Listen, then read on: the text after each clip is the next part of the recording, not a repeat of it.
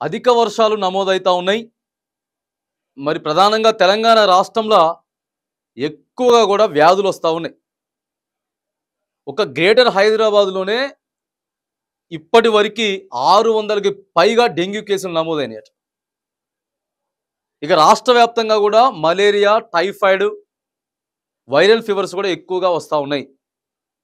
ఇక డెంగ్యూ అంటే మీ అందరికీ తెలిసిందే, లక్షల లక్షల రూపాయలు ఖర్చులు పెట్టుకోవాలి. ప్రాణాలు ఉంటాయో పోతాయో కూడా తెలవదు. దయచేసి జాగ్రత్తలు పాటించమని చెప్తా ఉన్నారు.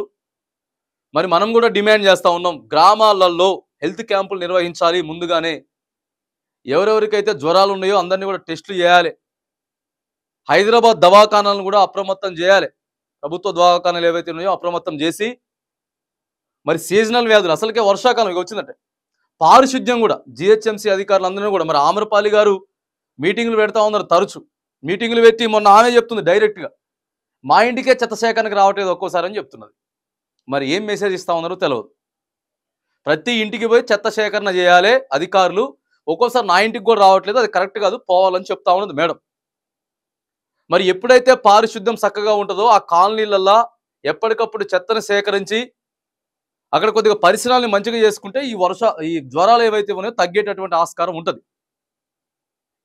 చాలా ఇబ్బందికరమైన పరిస్థితులు ఉన్నాయి. డెంగ్యూ కేసులు ఎక్కువగా పెరిగిపోతున్నాయి. ప్రధానంగా హైదరాబాద్లో డెంగ్యూ కేసులు పెరిగిపోతే మరిగా మన సొంతంగా కూడా మనం కూడా జాగ్రత్తలు పాటించాల్సిన అవసరం ఉంటుంది. ప్రజలంతా కూడా జాగ్రత్తలు పాటించాల్సిన అవసరం ఉంటుంది. ఎందుకంటే ఒకసారి మనం ఇక హాస్పిటల్కి పోయినామంటే ఎట్లా ఖర్చులు అవుతా ఉన్నాయి, ఏమైతే కూడా తెలుస్తుంది. కాబట్టి ఆరోగ్య శాఖ కూడా ముందుగానే అప్రమత్తం చేస్తూ ఉన్నది. దయచేసి పరిసరాలను మీ స్వతహాగా కూడా జాగ్రత్తగా పెట్టుకోండి. అధికారులను కూడా కొద్దిగా ఎక్కువ బడ్జెట్ పెట్టే ప్రయత్నం చేస్తూ ఉన్నాం. ఎక్కువ సిబ్బందిని కూడా పెట్టే ప్రయత్నం చేస్తూ ఉన్నాం. ఖచ్చితంగా మీకు మీ ఇంటికి వచ్చి చెత్త సేకరిస్తారు.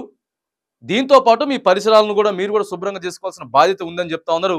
మరి ఈ 2-3 నెలలు కూడా రాబోయేటటువంటి, ఇప్పుడు నడుస్తున్నటువంటి ఆగస్టు, సెప్టెంబర్, అక్టోబర్ కూడా, ఈ 3 నెలలు కూడా చాలా జాగ్రత్తలు వహించాల్సిన పరిస్థితి అయితే ఉంటుంది.